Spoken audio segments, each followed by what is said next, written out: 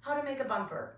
Bumpers are used to pad the bottom of the boxes when you're packing fragile items, dishes, glassware, anything that you would be afraid could break in transit. So the idea of the bumper is to line the bottom of the box. In an ideal world, you have enough bumpers at the bottom and the bumpers are thick enough that when you press down on it, you can't feel the bottom of the box.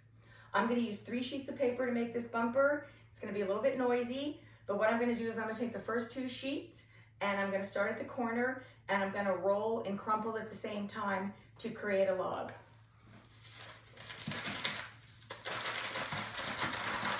I like to fold the sides in to have an end. And then you can see I'm just kind of squishing it together and rolling it at the same time. This one's pretty tidy, but I'm going to take one more sheet.